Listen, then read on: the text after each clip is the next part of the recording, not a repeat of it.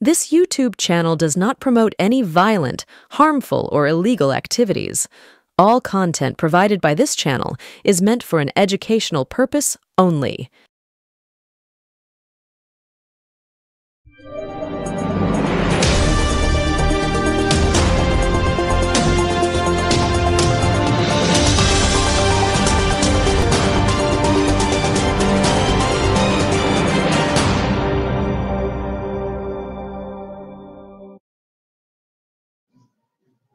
এক লক্ষ বেকার যুবকের চাকরি হবে।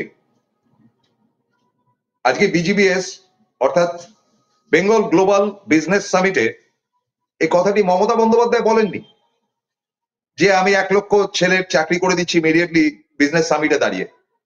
যে তিনি ঠিক আছে, তিনি আজকের সমস্ত ব্যবস্থাপক ছিলেন, কিন্তু এই ধরনের একটি কথা উঠে আসলো এক নয় একাধিক বিজনেসম্যানের কাছ থেকে যে চলতি অর্থবর্ষে 1 লক্ষ বেকার যুবকের চাকরির গ্যারান্টি নিলেন ব্যবসায়ীরা। দেখতেই পাচ্ছেন তার বক্তব্যটা আমরা পরে শোনাচ্ছি, এবং তার সঙ্গে সঙ্গে ক্ষুদ্র শিল্প যারা করতে আগ্রহী এতটাই ব্যবসা এবার বাড়বে যে আপনারা যারা আমাদের এই সোশ্যাল নেটওয়ার্ক বা ডিজিটাল ওয়ার্ল্ডে যারা আমাদের অনুষ্ঠান দেখেন, তারা যে কোনো ব্যবসা করতে চান যদি, তাহলে ব্যবসার ব্যবস্থা হবে, অ্যাসিওর করছেন কিন্তু একেবারেই পশ্চিমের বাণিজ্যিক শাখা, বিদেশের বাণিজ্যিক শাখার লোকজন। অর্থাৎ আজকের যে বিজিবিএস এর অনুষ্ঠান হলো, অর্থাৎ বেঙ্গল গ্লোবাল বিজনেস সামিটের, সেই বিজিবিএস এর এই অনুষ্ঠানে আজকে 40টি দেশের মানুষ উপস্থিত ছিলেন, প্রতিনিধিরা উপস্থিত ছিলেন, এবং 40টি দেশের মধ্যে ব্রিটেন, জার্মানি থেকে শুরু করে স্পেন থেকে শুরু করে আমাদের ভুটান অব্দি রয়েছে যাদের প্রতিনিধিরা ছিলেন ভুটান তো অন্য একটি দেশ, তার অন্যতম বাণিজ্য মন্ত্রী, শিল্প বাণিজ্য মন্ত্রী, এবং আমাদের পাশের রাজ্য অর্থাৎ হিরো যাকে নিয়ে আমি অনুষ্ঠান করেছি, সেই হেমন্ত সোরেন আজকে উপস্থিত ছিলেন, একজন মুখ্যমন্ত্রী ঝাড়খণ্ডের। আসছে সেসব কথা, কিন্তু তার আগে আপনাদের প্রত্যেককে নমস্কার, আদাব জানিয়ে অনুষ্ঠান শুরু করছি। দেখুন, একদম গোড়াতে কয়েকটা কথা বলে অনুষ্ঠানটি শুরু করব। ভেরি ইন্টারেস্টিং প্রোগ্রাম, এবং পরতে রয়েছে এমন কতগুলো ঘটনা যেটা এনকে ডিজিটালে আমরা করেছি, তার প্রতিফলন আমরা দেখেছি কিন্তু আজকের এই বিশ্ব বাণিজ্য মেলাতে। প্রথমে আপনাদেরকে বলি যে এমন একটা দিন আসছে, সেই দিনটি আমার আপনার পক্ষে ভয়ঙ্কর। একদিকে যখন নরেন্দ্র মোদীর গভর্নমেন্ট বলছে 12 লক্ষ টাকা ছাড় দেওয়া হবে, ঠিক সেই সময়টা কিন্তু অন্য একটি ব্যাপার আসছে, সেটা হচ্ছে জিএসটি 38% পর্যন্ত তুলে নেওয়া হবে। অর্থাৎ একদিকে আপনাকে দেবে, আরেকদিকে আপনার থেকে কেটে নেবে। ব্যবসা বাণিজ্য করবে কি করে মানুষ? লেরো বিস্কুট আছে না, রাস্তায় আপনারা চায়ের দোকানে যে লেরো বিস্কুট খান, কটকট করে শব্দ হয়, সেই বিস্কিটের দাম যদি 5 টাকা হয়ে থাকে, এই জিএসটির চক্করে পড়ে সেটার দাম হবে 8 টাকা। চায়ের দাম চিনির জিএসটির জন্য যেটা আপনারা হয়তো 7 টাকায় খেয়ে থাকেন কি 10 টাকায়, সেটা দিল্লির মতন 15 টাকায় গিয়ে দাঁড়াবে। অর্থাৎ একটি বিস্কিট এবং একটি চা খেতে গেলে আপনার 18টি টাকা খরচা হবে, যেটা অন্তত বলা যেতেই পারে যে 2 বছর আগেও 18 টাকায় কিন্তু আপনি পেট ভরে কিছু খাওয়া দাওয়া করতে পারতেনই। সুতরাং এরকম ধরনের একটা ভয়ঙ্কর বাজেট হলো, জঘন্যতম বাজেট, এবং বাজেটের মধ্যে ব্যবসায়ীদের ত্রাহি ত্রাহি রব হলো। আপনারা অনেকেই বলেন যে মমতা বন্দ্যোপাধ্যায় শিল্প আনছেন না কেন, শিল্প কেন আসবে না এদেশে। আজকে কিন্তু পরিষ্কার একটি বার্তা আপনাদেরকে দিই, সারা ভারতবর্ষে বড় শিল্প নরেন্দ্র মোদীর আমল থেকে কিন্তু আর আসছে না। ভয় পাচ্ছি, খুব কম, যা করছে আদানি টাদানিরা করছে 2-4 জন, এবং সেটা আসছে না এই কারণে যে বড় একটা শিল্প খুলে পরে সেই শিল্পের যে প্রোডাক্ট, ধরা যাক এরকম একটি প্রোডাক্ট রয়েছে, এই একটি প্রোডাক্ট, সেই প্রোডাক্টটি বানানো হলো, দেখা গেল 7 দিন বাদে সেই প্রোডাক্টটি রিজেক্টেড হয়ে গেল। এই তো আমাদের বাংলার ব্যবসায়ী, তিনিও সেই একই কথা বলছেন যে আজকের সঙ্গে তাল মিলিয়ে চলতে গেলে নেউটিয়া, তো এই বাণিজ্য চলতে গেলে কিন্তু আমাদের লড়াই করতে হবে, কিন্তু লড়াইটা দেব, প্রত্যেকেই কিন্তু প্রতিশ্রুতি দিয়েছেন। এবং ইন্টারেস্টিং ব্যাপার হচ্ছে এটা যে আপনাদেরকে বলি যে আপনাদের কারুর মায়না তো 1 লাখ টাকা এমন না, আমি বলছি না, কারুর 1 লাখ টাকা মায়না থাকতে পারে, কিন্তু আপনারা যারা অনুষ্ঠান দেখছেন তারা কি 1 লাখ টাকা করে মায়না পান মাসে? এবং 1 লাখ টাকা যদি মায়না পেয়ে থাকেন তাহলে 12 লাখের উপর 10% আপনাকে কিন্তু গ্যাঁচ কাটা করা হবে। আচ্ছা, চারিদিকের যে অবস্থা, সে অবস্থার জায়গা থেকে আপনাদের চাকরি বাকরির জায়গাটি কি তৈরি হবে? ধরুন কোনো একটি ছেলে বা মেয়ে আপনার বাড়ি, যে এবার হয়তো মাধ্যমিক দেবে, হায়ার সেকেন্ডারি দেবে, তাকে সেটা পাশ করার পর হয়তো ফিজিক্স, কেমিস্ট্রি, ম্যাথমেটিক্স কিংবা হয়তো জিওগ্রাফি, হিস্ট্রি, খবরদার খবরদার এটা করতেও যাবেন না। আপনাদেরকে সিনসিয়ারলি বলছি, চাকরি থাকবে না। সরকারি চাকরিতে অনশন করুক আর যাই করুক, এরপর সরকারি চাকরি তো দিল্লিতে কমিয়ে দিয়েছে, সমস্ত সরকারি প্রতিষ্ঠান বিক্রি করে দিচ্ছে। মমতা বন্দ্যোপাধ্যায়ের পক্ষেও কিন্তু আগামী 4-5 বছরের পর সরকারি চাকরি খুব একটা বেশি দিতে পারবেন না। তিনি চেষ্টা করবেন হয়তো, কিন্তু যেটা সম্ভব না সেটা সম্ভব না। অতএব আপনার ছেলে যে কোনো ভাবেই হোক এমন কোর্স করাবেন যে কোর্সটি অ্যাবসলিউটলি মানে মানে জব ওরিয়েন্টেড, অর্থাৎ জব করতে গেলে মানে চাকরি করতে গেলে যে কোর্স দরকার সেই কোর্সই আপনাকে করাতে হবে। এর আগে পরে কোনো কথা নেই, কোনো কম্প্রোমাইজ নেই, দ্যাট ইজ ফাইনাল, আপনাদেরকে বলে দিচ্ছি। তো কাজে এই জায়গাটা থেকে কিন্তু আমাদের সতর্ক হওয়ার পালা, এবং সতর্ক হওয়ার জায়গা থেকে পরিষ্কার একটি বার্তা দিচ্ছি যে চাকরি থাকবে, চাকরি আসছে, এরা ব্যবসা বাণিজ্য করছে, এবং করছে বলেই এরা কিন্তু ব্যবসা বাণিজ্যের জায়গা থেকে গ্যারেন্টি দিচ্ছে যে এটা হবে। আজকে মমতা বন্দ্যোপাধ্যায় কিন্তু আজকে একটা মোক্ষম কথা বলেছেন ব্যবসায়ীদের, বলছে আচ্ছা দেখুন তো দেখি, এবং এটা আমি কিন্তু আগেও বলেছি যে আমাদের কলকাতা বিমানবন্দর, সেই কলকাতা বিমানবন্দরের একটা কোনো ফ্লাইট নেই যেটা ডাইরেক্টলি ইউরোপে যাচ্ছে, মানে এখান থেকে ছাড়বে ইউরোপের কোনো কান্ট্রিতে গিয়ে পৌঁছাবে, আবার এখান থেকে ছাড়বে আমেরিকার কোনো জায়গায় গিয়ে পৌঁছাবে, এমন কোনো বিমান নেই। অস্ট্রেলিয়াতে গিয়ে পৌঁছাবারও কোনো বিমান নেই। এরকম দুরবস্থাটা হলো কেন? আপনাদেরকে বলি যে এই হেমন্ত সোরেনের দেশ, এই সৌরভ গাঙ্গুলি বলছেন একই কথা, সৌরভ গাঙ্গুলিও বলেছেন একটি কথা, তারা পরিষ্কার বলছেন যে একটা সিটির ক্যাপাসিটি বা একটা সিটিকে চমৎকার মনে হয় তখনই যখন তার এয়ারপোর্টে ঝাঁকে ঝাঁকে বিদেশি বিমান নামতে থাকে। সেই বিদেশি বিমান শেষ কিন্তু উড়ে গিয়েছিল ব্রিটিশ এয়ারওয়েজ, তারপরে স্ক্যান্ডিনেভিয়ান এয়ার সার্ভিস, কারণ আমি এয়ারলাইন্সে চাকরি করেছি বলে আমি জানি, এবং সেটা বাম জমানাতে হয়েছিল, এবং 90 সালে গিয়ে দেখা গেল, 90-92 গিয়ে দেখা গেল আরেকটি বিদেশি ফ্লাইট নেই। এত এয়ারপোর্টে ঝামেলা হতো, এত সিটুর ঝামেলা পাকাতো, একটা একটা করে বিমান বিদায় নিয়েছে, এবং মমতা বন্দ্যোপাধ্যায় ক্ষমতায় আসার পর শত চেষ্টা করেও তাদেরকে ফেরত আনতে পারেননি। এখন যা কিছু বিমান রয়েছে দুবাই হয়ে আপনাকে যেতে হচ্ছে ইউরোপের পথে। কেন হবে?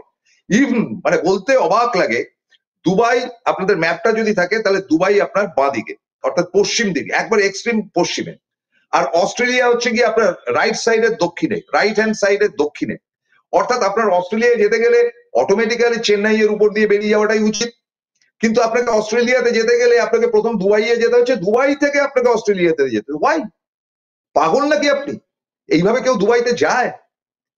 তো ফলে এই অবস্থা গিয়ে দাঁড়িয়েছে, দুবাইতে যায় বলছি, অস্ট্রেলিয়াতে যায়।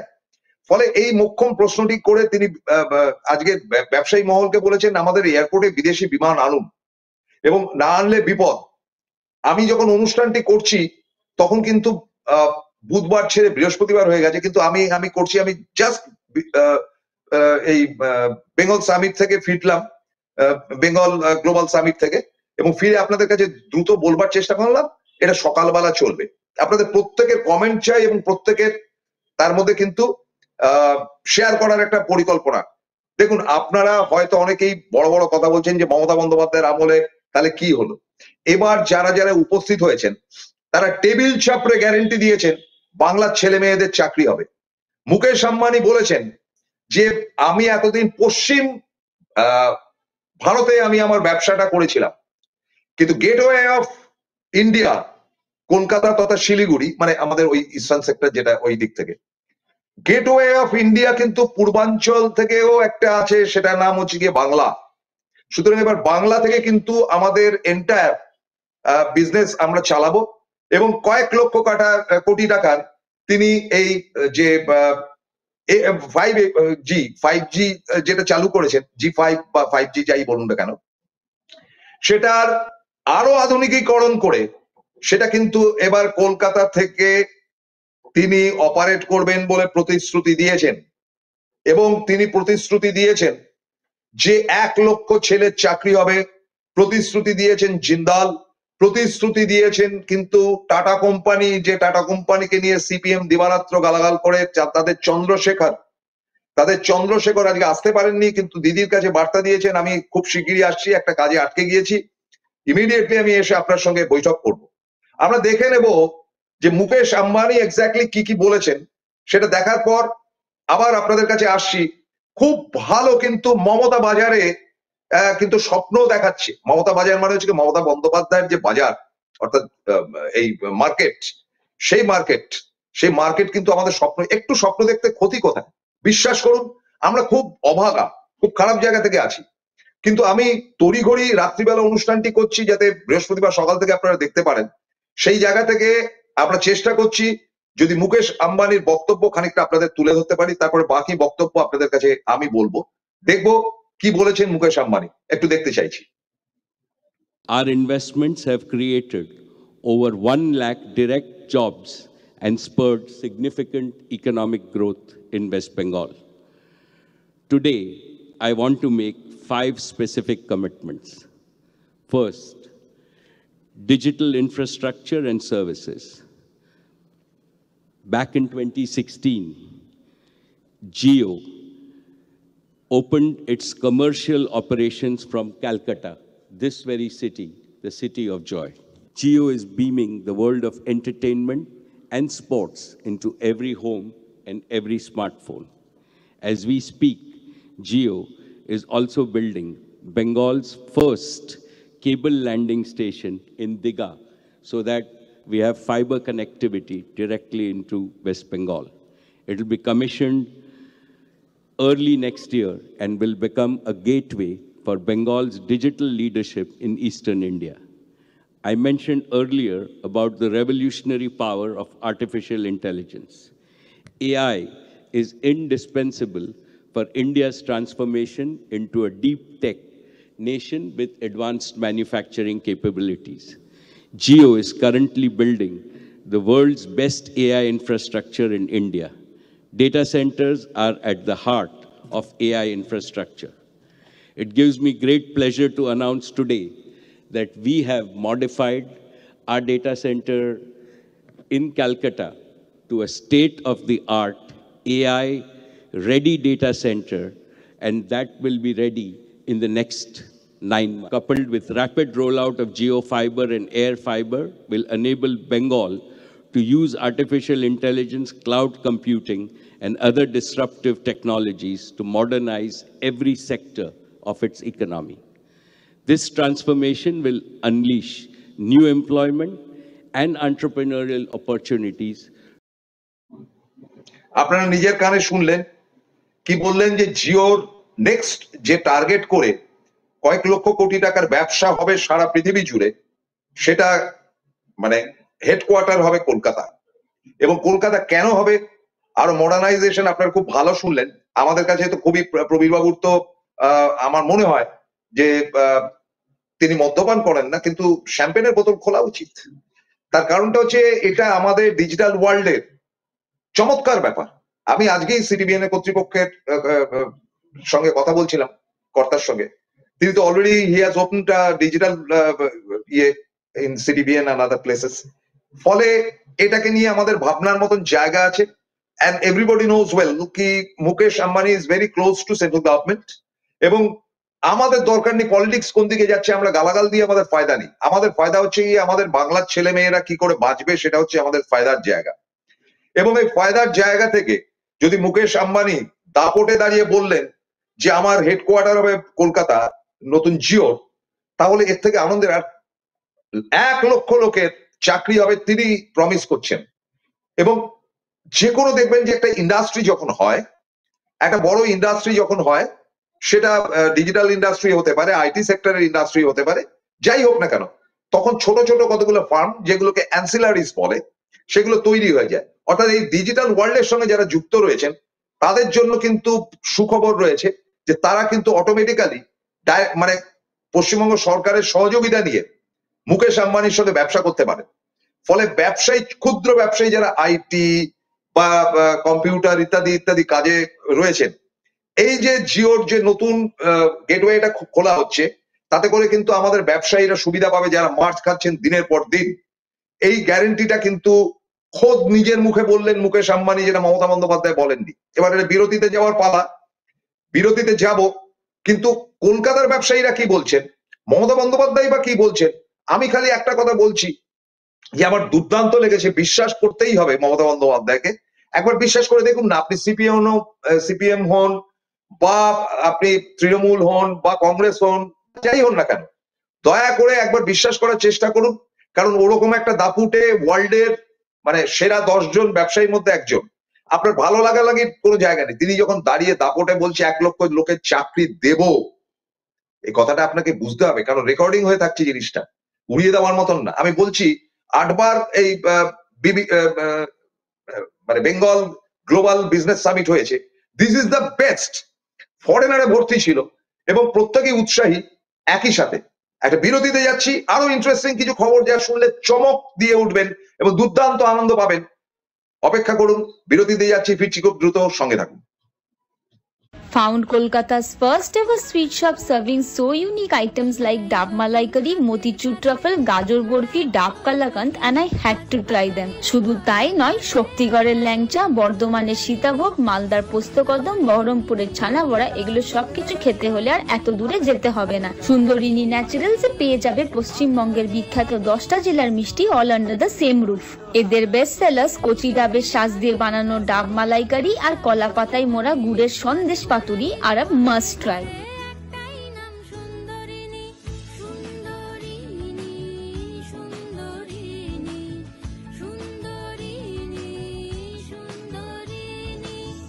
জয়গুরু রত্নভান্ডার জ্যোতিষ চেম্বার, এখানে গোল্ড মেডেলিস্ট জ্যোতিষী বসেন। হাই কোয়ালিটির আসল গ্রহরত্ন সবচেয়ে কম দামে এখানে পাওয়া যায়। স্থান বেলঘড়িয়া রানীপার্ক বটতলা 2 নম্বর রেলগেটের নিকটে। 9681345722 এবং 9007778922।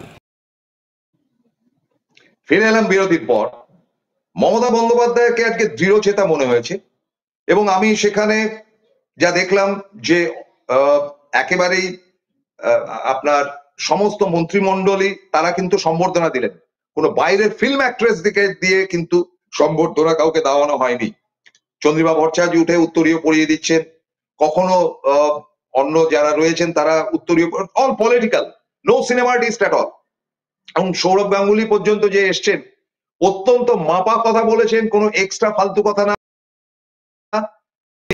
যে মমতা বন্দ্যোপাধ্যায়ের যে কোনো ভাবেই হোক, যে কোনো কারণেই হোক, ফিল্ম অ্যাক্টর অ্যাক্ট্রেসদের নিয়ে যারা বিক্ষোভ, যারা ধান্দাবাজ, সেটা মমতা বন্দ্যোপাধ্যায় আজকে বোধহয় বিশ্বাস করেন। এবং চলচ্চিত্র জগতের মাত্র একজনই উপস্থিত ছিলেন, only 1%। ধরুন বাকিরা উপস্থিত থাকলে যারা এমএলএ বা এমপি তারা নিশ্চয়ই থাকতেন, কিন্তু কোনো এমএলএ কে দেখা যায়নি যারা চলচ্চিত্রের সঙ্গে যুক্ত, একজনও না। কোন এমপি, তারা তো দিল্লিতে এখন বাজেট অধিবেশন চলছে বলে হয়তো আসেননি, একজনও চলচ্চিত্রের কাউকে পাওয়া যায়নি। এবং ইচ্ছাকৃত ভাবেই কিনা জানি না, আপনারা খুশি হবেন যে সিনেমা জগতের লোককে আজকে বাদ রাখা হয়েছে, এক্সেপ্ট ওয়ান পার্সোনালিটি। তার নাম হচ্ছে গৌতম ঘোষ, ঘোরতর বামপন্থী মানুষ। বর্তমানে তিনি এই আমাদের যে ফিল্ম ফেস্টিভ্যাল হয় তার চেয়ারম্যান। এবং আপনাদেরকে বলি, অনেক কথাই তো জানতে পারি নানান জায়গা থেকে।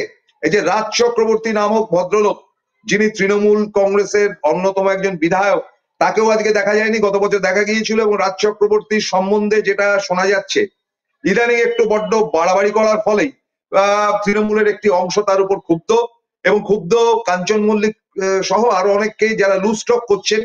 ফলে তাদেরকে কিন্তু আজকের এই বিশ্ব বাণিজ্য মেলা থেকে বাদ রাখা হয়েছে। আপনার খুশি তো? যদি খুশি হন জানাবেন। এবার আপনারা বলবেন যে তাই যদি হয়তো গৌতম ঘোষকে বাদ দেওয়া হলো না কেন? গৌতম ঘোষ হাইলি কোয়ালিফাইড, একজন লেফটিস্ট মানুষ। তিনি লড়াই করেছিলেন এবং তিনি প্রতিবাদ করেছিলেন সিঙ্গুর আন্দোলন এবং নন্দীগ্রাম আন্দোলনের জন্য, এবং তিনি সরাসরি তিনি বামপন্থীর বিরুদ্ধে, বামফ্রন্টের বিরুদ্ধে কিন্তু প্রতিবাদ করেছিলেন। So he was in the row, তিনি ছিলেন। এবং মমতা বন্দ্যোপাধ্যায় খুঁজে খুঁজে রত্নখচিত মানুষদেরকে কিন্তু আজকে স্টেজে বসিয়েছেন। No film actor actress on the dash, এবং কাউকে কিন্তু অডিয়েন্সের মধ্যেও পাওয়া যায়নি। সেখানে অরূপ বিশ্বাস থেকে শুরু করে বাকি যারা ছিলেন, ববি ইত্যাদি মন্ত্রিমণ্ডলী ছিলেন, বাবুল সুপ্রিয় ছিলেন, বাবুলকে এখন মন্ত্রী, আপনারা বলতে পারবেন না যে বাবুল সিনেমা জগতের কেউ, বাকি কেউ নেই, নো ওয়ান।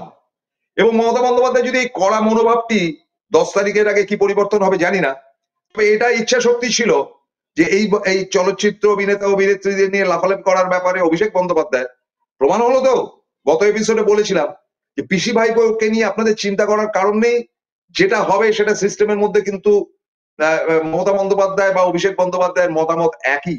আপনারা আপনাদেরকে সোডা খাওয়ানো হচ্ছে, বোকা বানানো হচ্ছে, দুটো মিলিয়ে যাওয়া হয়, বুঝে নিন। Part number 1। Part number 2 more and more interesting.